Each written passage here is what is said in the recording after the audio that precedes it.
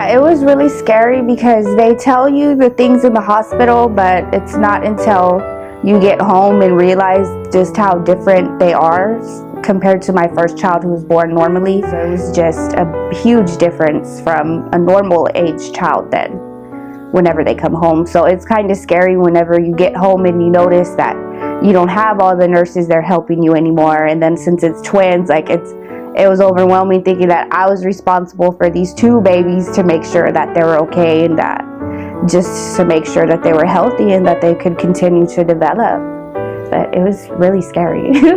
Yeah, actually it was whenever my son Eli, whenever he rolled over for the first time, that's when I realized that the therapy really was working and that it was, I knew at that point that it was going to be okay.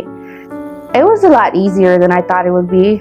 Just whenever because they come to my house, they work with them for an hour, and I have a boy and a girl, and the physical therapist comes and the occupational therapist come at the same time, and then they switch off on them. It was a lot easier for me that way. I could get some stuff done that I needed to, and they had both babies, and just how they would work with them and how the babies get excited to see them once they start recognizing them. And it was really nice just having them come over to the home, and I didn't have to take them anywhere, and just the relationship that they build on their own with them was really comforting. I knew that I could walk out of the room and I wouldn't have to worry about what they were doing with them. We as parents want to think that we can do everything on our own, but we really can't. We're not trained professionals that know what to do. We don't. They know what they're doing, and it's just the results you get it's amazing how he did.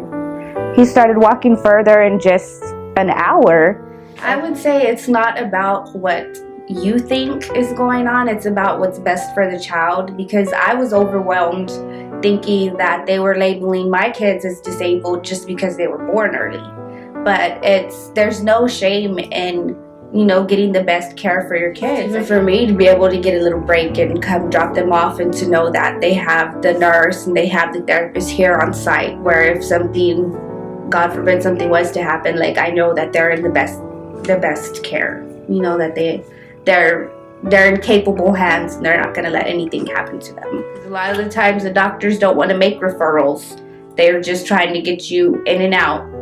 So you just gotta take that extra minute with the doctor and say, well, is there anything we can do about this? Like, is there steps we can take? And if you get that help for them, they'll do it faster than they would on your own.